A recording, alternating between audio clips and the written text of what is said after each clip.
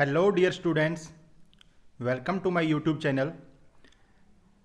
जैसा कि मैंने आज सुबह इन्फॉर्म किया था कि अपने आज से 12th राजस्थान बोर्ड बायोलॉजी का जो इम्पोर्टेंट टॉपिक हैं उनकी एक सीरीज शुरू कर रहे हैं, जिसमें हर रोज़ अपने एक वीडियो में एक टॉपिक जो है उसको डिस्कस किया करेंगे। और आज सबसे पहले अपने जो टॉपिक डिस्कस कर रहे हैं वो अपना चैप्टर नंबर 11 जो है रेस्पिरेशन, उसमें एक टॉपिक है ग्लाइकोलाइसिस। इसको अपने डिस्कस करेंगे। तो आपको इस वीडियो को शुरू से लेकर लास्ट तक बहुत ध्यान से देखना है, और यकीन मानिए अगर आप इस वीडियो को ध्यान से देखते हो तो आपको आज के बाद में ग्लाइकोलाइसिस में कभी भी कोई प्रॉब्लम नहीं आएगी। आपको कहीं भी कोई एंजाइम, कहीं भी कोई प्रोसेस रटने की ज़रूरत नहीं पड़ेगी। आप इतना अच्छा तरीके से समझाओगे इस ग्लाइकोलाइसिस को कि आप अपने फ्रेंड्स को भी ये सिखा सकते हो। ठीक है, तो शुरू करते हैं अपने आज का टॉपिक ग्लाइकोलाइसिस। देखो बच्चों, ग्लाइकोलाइसिस जो है ये एक ग्रीक वर्ड है, दो वर्ड से मिलकर बना है ये, ग्लाइकोज और लाइसिस, जिसमें ग्लाइकोज का जो मीनिंग है वो ग्लूकोज है और लाइसिस का मतलब है ब्रेक, यानी कि तोड़ना। यानी कि अपने को करना क्या है, इस प्रोसेस में ग्लूकोज जो 6 कार्बन का एक कंपाउंड है उसको अपने ब्रेक करना है। और ब्रेक किसमें करना है, 2 मॉलिक्यूल बनाने हैं अपने, किसके, पायरुविक एसिड के। और पायरुविक एसिड जो है वो कितने कार्बन का कंपाउंड है, 3 कार्बन का। ठीक है, तो अपने को ग्लाइकोलाइसिस में क्या करना है, 6 कार्बन का ग्लूकोज जो है उसको 3 कार्बन के पायरुविक एसिड के 2 मॉलिक्यूल्स में ब्रेक डाउन करना है, तोड़ना है। ठीक है, उसके बाद जो ग्लाइकोलाइसिस प्रोसेस है ये होता कहाँ पर है, अपने जानते हैं, आपने ये पढ़ा होगा कि जब अपने फूड लेते हैं, कोई भी भोजन खाते हैं, तो उसका एब्जॉर्प्शन होकर फूड का जो है वो हमारे ब्लड में जाता है फूड, और हमारा ब्लड जो है उस फूड को हमारी सारी सेल्स तक पहुंचाने का काम करता है। ठीक है, जैसे ही फूड जो है वो सेल्स तक पहुंचता है तो सेल्स की स्ट्रक्चर आपने 11th क्लास में की होगी कि सेल में अपने 2 मेन चीज़ें हैं इस प्रोसेस से रिलेटेड।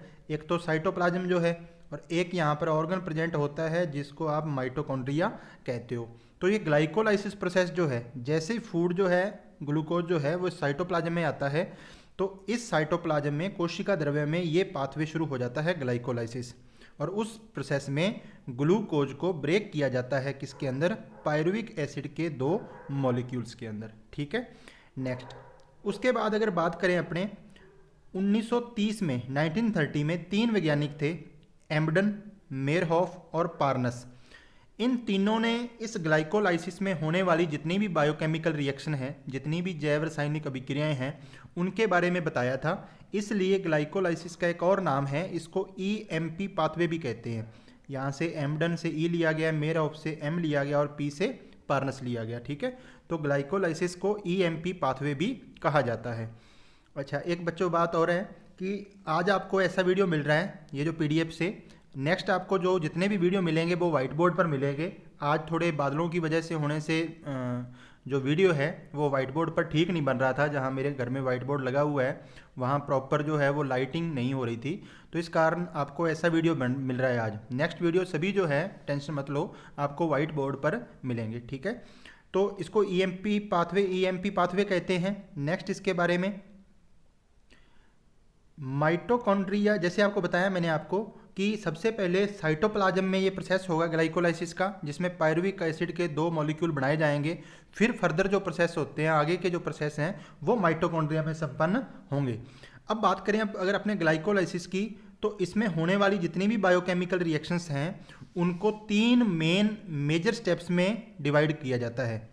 यानी ग्लाइकोलाइसिस जब अपने पढ़ेंगे कंप्लीट अभी, तो अपने देखेंगे कि उसमें 3 मेजर स्टेप्स हैं टोटल, और ये 3 मेजर स्टेप्स जो हैं ये फर्दर आगे 10 माइनर स्टेप में बटे हुए हैं। यानी कि टोटल अपने को 10 रिएक्शंस पढ़नी है जिनको 3 मेन स्टेप के अंडर पढ़ेंगे अपने। और वो 3 मेन स्टेप कौन कौन से हैं पहले उनको देख लो, फिर अपने आगे ग्लाइकोलाइसिस का कंप्लीट जो प्रोसेस है उसको देखते हैं।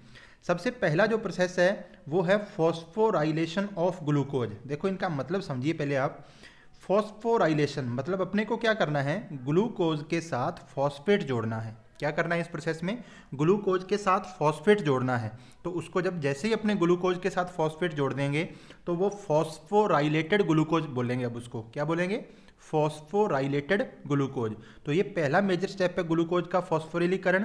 इसके अंदर अपने 3 माइनर स्टेप पढ़ेंगे, यानी कि ये एक मेजर स्टेप है, इसमें अपने छोटे छोटे 3 रिएक्शंस देखेंगे इस स्टेप में। ओके, सेकंड जो अपना मेजर स्टेप है स्प्लिटिंग ऑफ फॉस्फोराइलेटेड ग्लूकोज, यानी अभी आपने जिस ग्लूकोज का फॉस्फोराइलेशन किया है उस फॉस्फोराइलेटेड ग्लूकोज को अब क्या करना है, 2 मॉलिक्यूल्स में अपने को ब्रेक करना है, स्प्लिट करना है।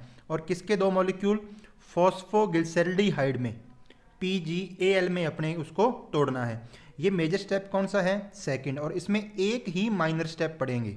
ठीक है, यानी कि अपने आप में ये मेजर भी है और माइनर भी स्टेप है। ओके, तीसरा जो मेजर स्टेप है वो है formation of 2 molecule of pyruvic acid, यानी कि पायरुविक अम्ल के 2 अणुओं का निर्माण। और इस मेजर स्टेप में अपने टोटल 6 माइनर स्टेप पढ़ेंगे। तो ये देखो 3 तो ये मेजर हो गए और इनमें 3, 1 और 6, तो टोटल 10 माइनर स्टेप अपने को ग्लाइकोलाइसिस के प्रोसेस में पढ़ने हैं। तो ये इंपॉर्टेंट क्यों है क्वेश्चन, देखो 2019 का जो एग्जाम हुआ था 2019 का, उसमें ये क्वेश्चन 4 मार्क्स का पूछा गया था, जिसमें से उसने 1 नंबर का पहला क्वेश्चन दिया था कि जो ग्लाइकोलाइसिस है वो कहाँ संपन्न होता है, साइटोप्लाज्म आ जाएगा, कोशिका द्रव्य आ जाएगा उसका आंसर। सेकंड उसने पूछा था, सिर्फ इसका पूछा था, फॉस्फोराइलेशन ऑफ ग्लूकोज जो है, इसकी तीनों की तीनों जो इक्वेशन है, समीकरणें हैं, वो लिखनी थी और इसका आरेख बनाना था, बस इतना था। और 4 मार्क्स का ये आया था 2019 के पेपर में। ओके, नेक्स्ट, ग्लाइकोलाइसिस के प्रोसेस में कहीं भी O2 यूज नहीं होती। अब जैसे ही अपने आगे देखेंगे, पढ़ोगे आप, तो आप देखोगे O2 का कोई रोल नहीं है और ना ही कहीं पर CO2 जो है वो रिलीज होती है। यहाँ पर एक और अच्छा क्वेश्चन बनता है आपके लिए, क्योंकि इसमें कहीं पर O2 यूज नहीं हो रही, कहीं पर CO2 रिलीज नहीं हो रही, तो चाहे तो एरोबिक रेस्पिरेशन हो रहा हो, वायवीय श्वसन हो रहा हो, और चाहे अनएरोबिक रेस्पिरेशन हो रहा हो, अवायवीय श्वसन हो रहा हो, ये ग्लाइकोलाइसिस जो है ये दोनों में ही पाया जाएगा, एरोबिक में भी पाया जाएगा, अनएरोबिक में भी पाया जाएगा।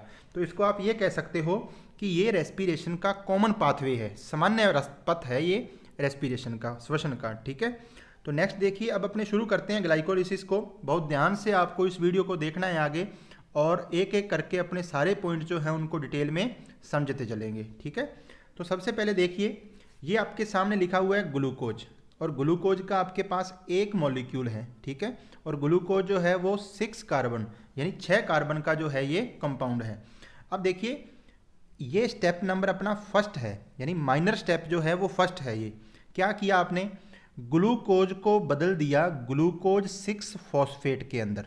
अब ध्यान से देखते जाना, देखो ग्लूकोज जो है इसके साथ कोई फॉस्फेट ग्रुप नहीं था यहाँ पे, जबकि यहाँ देखिए ग्लूकोज के साथ 6 नंबर कार्बन पर क्या लग गया है, फॉस्फेट ग्रुप लग गया है। इसका मतलब यही तो है कि ग्लूकोज 6 फॉस्फेट, कि ग्लूकोज जो है 6 कार्बन का कंपाउंड है और इसके 6ठे नंबर कार्बन पर अब क्या लग गया है, फॉस्फेट ग्रुप लग गया है। तो आप खुद सोचिए, जब यहाँ फॉस्फेट है नहीं और यहाँ फॉस्फेट लग रहा है, तो किसी ना किसी ने ग्लूकोज को फॉस्फेट दिया है। फॉस्फेट देने का यहाँ काम जो है वो ATP करेगी। कौन करेगी, ATP, एडिनोसिन ट्राईफॉस्फेट। ये ट्राईफॉस्फेट जो है ये डाईफॉस्फेट में टूट जाएगी, एडिनोसिन डाईफॉस्फेट में ब्रेक होगी। तो जो एक फॉस्फेट इससे निकला, क्योंकि ट्राई से जब डाई बना तो इसका मतलब एक फॉस्फेट निकला, वो एक फॉस्फेट जो है वो ग्लूकोज के 6 नंबर कार्बन पर जाके लग जाता है और ये ग्लूकोज 6 फॉस्फेट की फॉर्मेशन होती है। ये जो प्रोसेस है ये करवाया जाता है हेक्सोकाइनेज एंजाइम की प्रेजेंस में।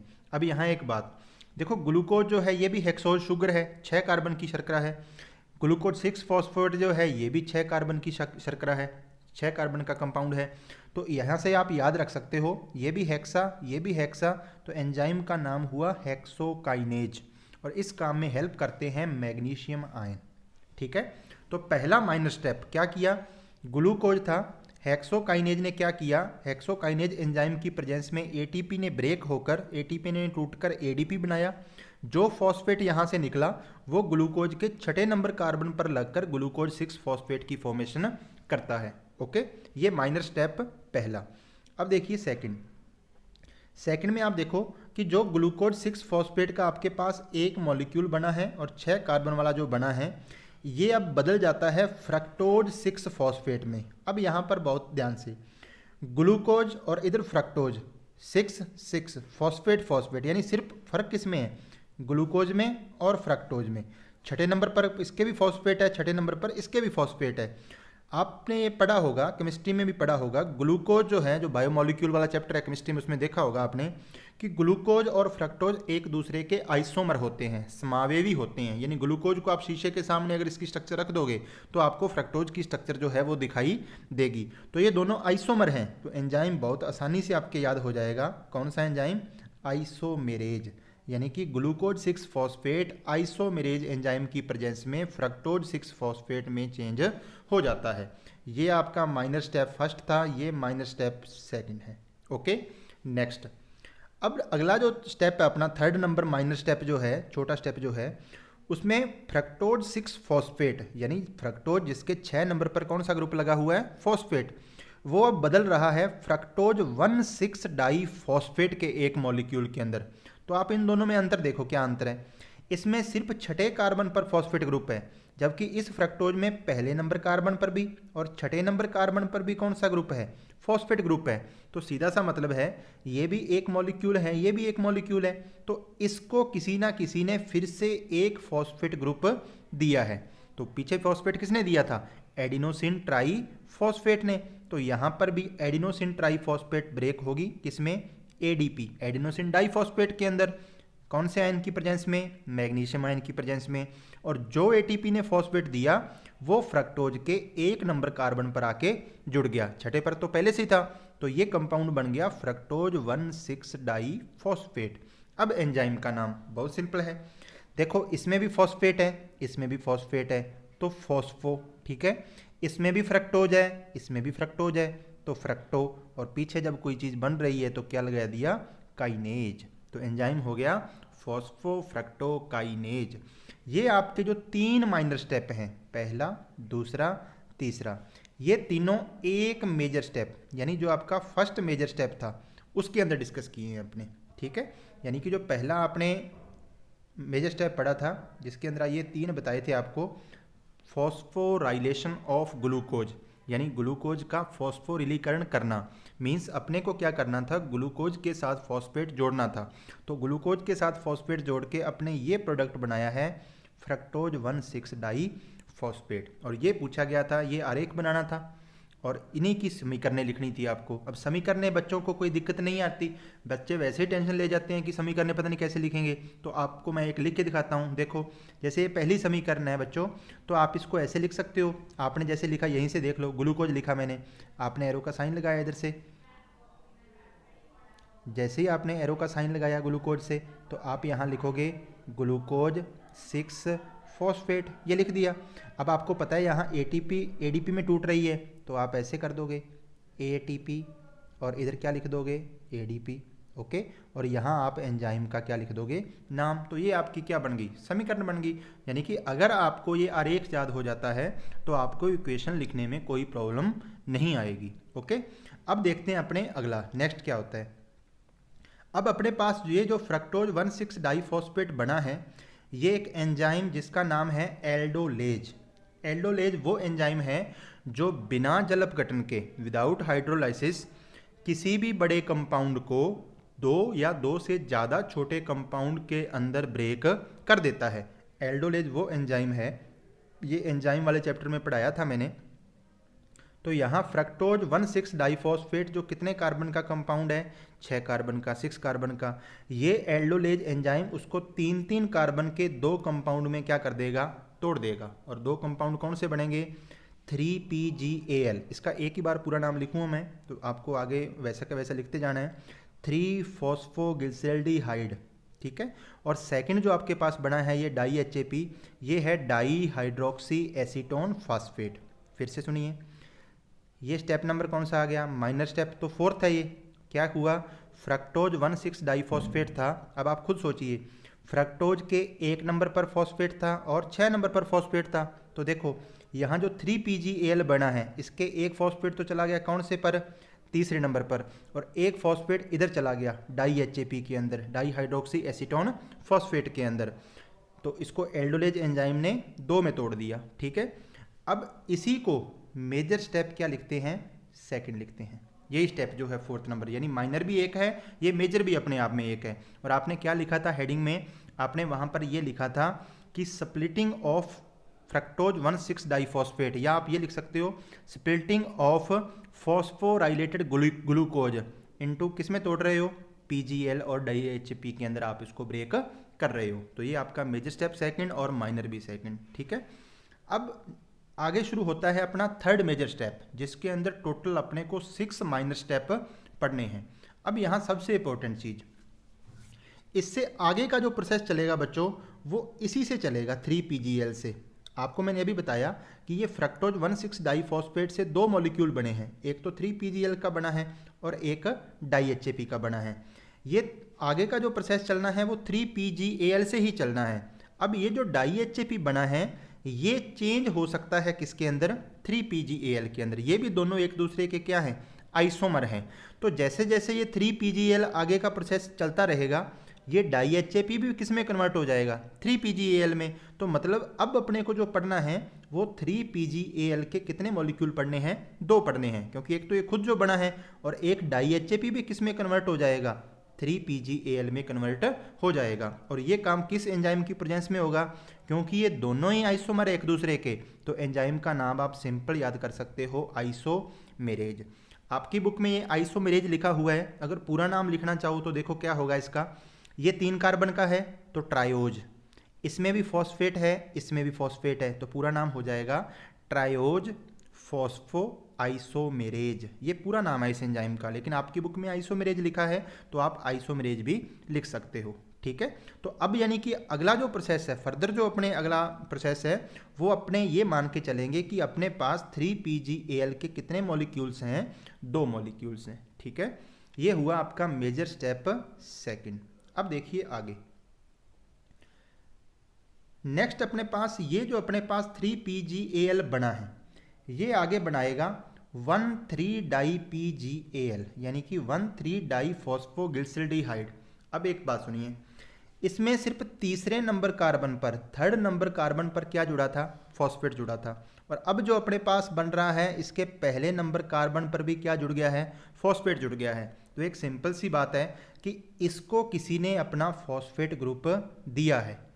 अब यहाँ पर जो फॉस्फेट देने का काम है वो फॉस्फोरिक एसिड करेगा। कौन करेगा, फॉस्फोरिक एसिड करेगा। अब यहाँ सबसे इंपॉर्टेंट चीज़, अब मुझे ये बताओ कि 3PGAL के आपको मैंने कितने मॉलिक्यूल बताए थे, 2 मॉलिक्यूल हैं, ये बताया था, क्योंकि DHAP भी इसमें कन्वर्ट हो जाएगा।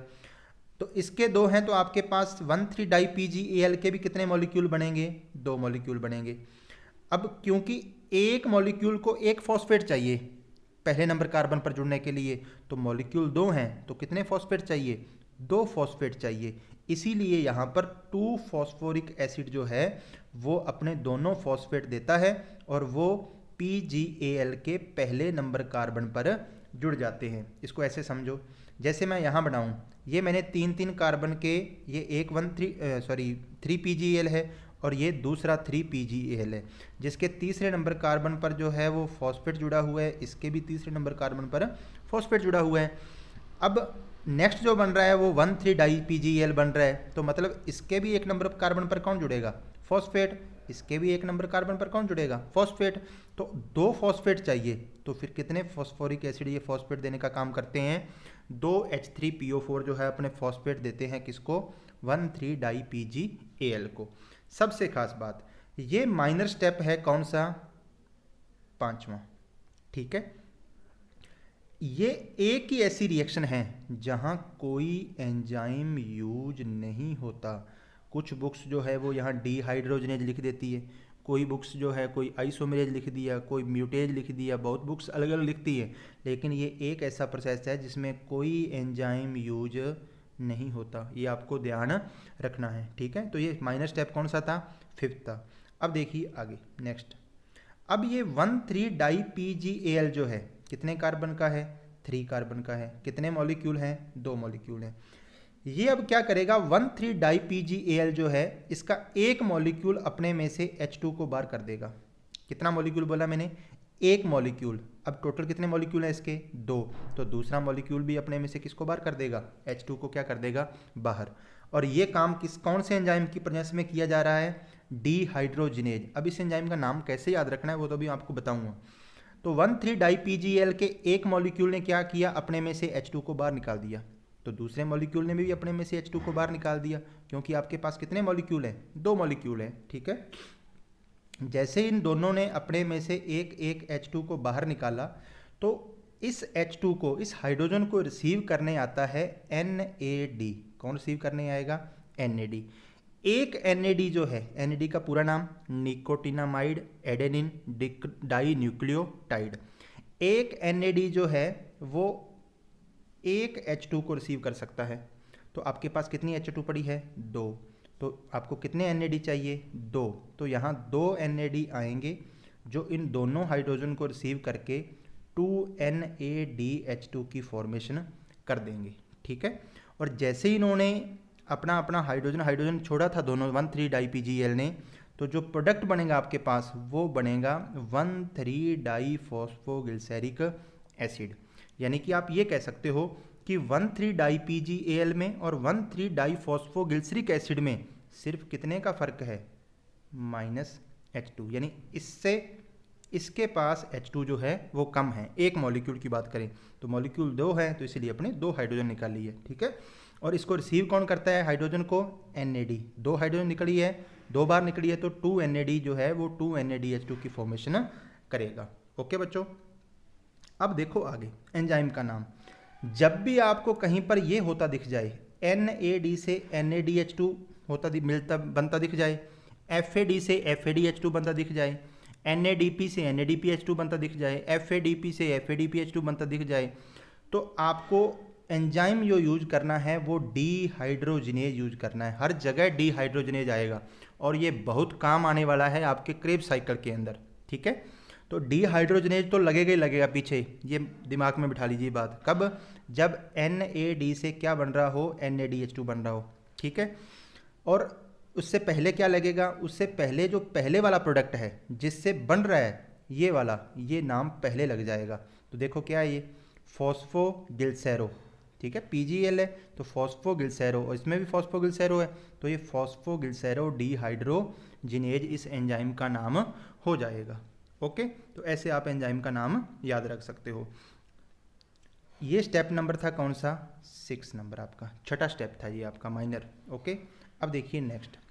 अब आपके पास ये जो 1,3-डाईफॉस्फोग्लिसरिक एसिड बना, कितने कार्बन का है? 3 कार्बन का। कितने मॉलिक्यूल हैं? 2 मॉलिक्यूल है। ये आगे बदल जाएगा 3-फॉस्फोग्लिसरिक एसिड में। इसके ये भी 3 कार्बन का है, मॉलिक्यूल कितने हैं? 2 ही हैं। तो आप देखिए इन दोनों में क्या अंतर है। ये 1,3-डाईफॉस्फोग्लिसरिक एसिड है, ये 3-फॉस्फोग्लिसरिक एसिड है। मतलब क्या? जो 1 नंबर कार्बन पर फॉस्फेट लगा था वो इसने अपना क्या कर दिया है? रिलीज कर दिया है इस कंपाउंड ने। तो आप मुझे ये बताओ ये कितने मॉलिक्यूल हैं? 2 मॉलिक्यूल हैं। तो फिर कितने फॉस्फेट रिलीज करेगा ये? 2 फॉस्फेट रिलीज करेगा। अब थोड़ा पीछे देखो क्या किया था। जब ATP देना था तो देने का काम कौन कर रहा था वहाँ पर? सॉरी, फॉस्फेट देना था तो देने का काम कौन कर रहा था? ATP कर रहा था। अब क्योंकि फॉस्फेट छोड़ा जा रहा है तो उसको लेने भी कौन आएगा? ADP आएगा, एडिनोसिन डाईफॉस्फेट आएगा, और क्या बनाएगा? एडिनोसिन ट्राईफॉस्फेट बनाएगा। अब क्योंकि आपके पास 2 फॉस्फेट ग्रुप इसने रिलीज किए हैं, दोनों मॉलिक्यूल ने एक एक, तो फिर कितने ADP आएंगे? 2 ADP आएंगे, और 2 ADP जो है वो कितने ATP की फॉर्मेशन कर देंगे? 2 ATP की फॉर्मेशन कर देंगे। वहाँ यूज की जा रही थी ATP, यहाँ क्या की जा रही है? ATP की फॉर्मेशन हो रही है, ठीक है। एंजाइम, अब देखो इसमें भी फॉस्फेट है, इसमें भी फॉस्फेट है, इसमें भी ग्लिसरिक है, इसमें भी ग्लिसरिक है। तो एंजाइम का नाम फॉस्फोग्लिसैरो, और जब कुछ बनता है तो क्या लिख देना है पीछे? काइनेज लिख देना है। तो एंजाइम का नाम क्या हुआ? फॉस्फोग्लिसैरो काइनेज, ठीक है। और आपके पास 3 कार्बन वाला 2 मॉलिक्यूल का कंपाउंड जो है 3-फॉस्फोग्लिसरिक एसिड बन जाता है, ठीक है। तो ये आपका जो स्टेप नंबर है वो है 7 नंबर। ओके, माइनर स्टेप की बात कर रहे हैं। देखिए नेक्स्ट। अब ये 3-फॉस्फोग्लिसरिक एसिड जो बना है 3 कार्बन वाला, तीसरे नंबर कार्बन पर क्या लगा हुआ है? फॉस्फेट। अब ये कार्बन तीसरे नंबर कार्बन से फॉस्फेट हटेगा और कौन से नंबर पर आ जाएगा? दूसरे पर। यानी फॉस्फेट के नंबर में कोई चेंज नहीं हुआ, उसकी जो पोजीशन थी, जैसे मान लो ये 3 कार्बन का कंपाउंड था, तीसरे पर फॉस्फेट था, अब ये तीसरे से हटेगा और कौन से नंबर पर चला गया? दूसरे नंबर कार्बन पर। तो जब कोई ये फॉस्फेट जो है यहाँ से हटकर जा रहा है किसी दूसरे जगह पर, तो आपको म्यूटेशन तो आपके वैसे चैप्टर सिलेबस में है नहीं, तो इसको म्यूटेशन भी कहते हैं। जब कोई एक जीन एक जगह से हटकर दूसरी जगह पर चला जाता है तो ये म्यूटेशन है, उत्परिवर्तन बोलते हैं उसको। तो यहाँ आपने उस अकॉर्डिंग इसको देख सकते हैं कि तीसरे नंबर कार्बन से हटकर वो कहाँ चला गया? दूसरे नंबर कार्बन पर। तो ये म्यूटेशन हुआ है एक तरह का। तो एंजाइम जो है वो कौन सा हो जाएगा? म्यूटेज हो जाएगा। कौन सा हो जाएगा? म्यूटेज एंजाइम का नाम हो जाएगा। अब पहले क्या लगाना है? बड़ा सिंपल है, इसमें भी फॉस्फो है, इसमें भी ग्लिसैरिक है, इसमें भी फॉस्फो है, इसमें भी ग्लिसैरिक है, तो एंजाइम हो जाएगा फॉस्फोग्लिसैरोम्यूटेज। तो कोई रट्टा मारने की कहाँ ज़रूरत है, सिंपल चीज़ें याद रखोगे तो याद रहेंगी, रट्टा मारोगे तो दो दिन बाद फिर भूल जाओगे। ठीक है, तो 2-फॉस्फोग्लिसैरिक एसिड की फॉर्मेशन हो जाएगी। ये माइनर स्टेप हुआ आपका कौन सा? 8 नंबर। ओके, अब देखिए नेक्स्ट। उसके बाद ये 2-फॉस्फोग्लिसैरिक एसिड जो बना, 3 कार्बन का है और कितने मॉलिक्यूल हैं? 2 मॉलिक्यूल हैं। ये एक मॉलिक्यूल अपने में से वाटर का एक मॉलिक्यूल बाहर निकाल देगा। अब क्योंकि ये 2 मॉलिक्यूल है तो वाटर के कितने मॉलिक्यूल निकलेंगे? 2 मॉलिक्यूल निकलेंगे। और ऐसा कौन से एंजाइम की प्रेजेंस में होगा? इनोलेज। ये आपको एंजाइम का नाम याद रखना है। ठीक है, क्या किया? 2-फॉस्फोग्लिसैरिक एसिड ने अपने में से एक वाटर का मॉलिक्यूल बाहर निकाल दिया। क्योंकि ये 2 मॉलिक्यूल थे तो वाटर भी कितने निकलेंगे? दोनों से एक एक निकला, तो 2 वाटर के मॉलिक्यूल निकले। ये वाटर के मॉलिक्यूल किसने निकाले इससे बाहर? इनोलेज ने।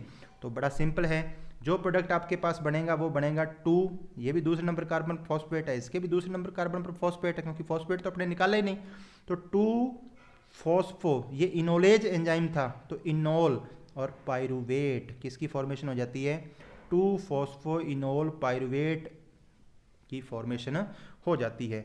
और ये आपके पास जो 2-फॉस्फोइनोल पायरुवेट बना है, ये भी 3 कार्बन का कंपाउंड है और कितने मॉलिक्यूल बने हैं? 2 मॉलिक्यूल बने हैं।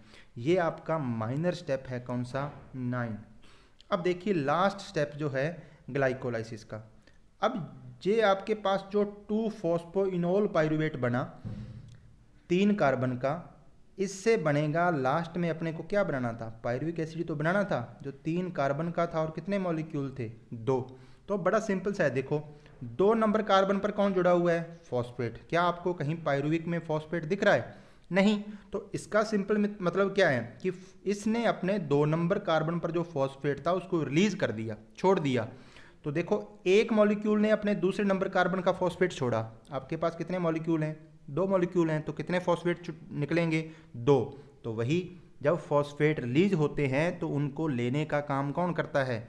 एडीपी। और कितने एडीपी आएगी? 2 एडीपी आएगी और 2 एटीपी की फॉर्मेशन कर देगी। और एंजाइम बड़ा सिंपल है, जब कुछ बन रहा है तो काइनेज है, और पायरुविक बन रहा है तो पायरुवेट काइनेज एंजाइम का क्या हो जाएगा? नाम हो जाएगा। ये आपका माइनर स्टेप जो है वो कितने नंबर का है? कौन से नंबर का है? ये 10 नंबर माइनर स्टेप है। ठीक है, और ये जो आपने पढ़े हैं कहाँ से लेकर यहाँ से लेकर, ये वाला 5 नंबर था, ये वाला 6 नंबर था, उसके बाद फिर ये 7 नंबर, ये 8 नंबर, ये 9 नंबर, और फिर लास्ट में जो पड़ा है आपने ये वाला 10 नंबर। ये सारे के सारे मेजर स्टेप कौन से के थे? 3rd के, जिसमें सिंपल हेडिंग लिखी थी पायरुविक अम्ल के 2 अणुओं का निर्माण। ठीक है, formation of 2 molecules of pyruvic acid.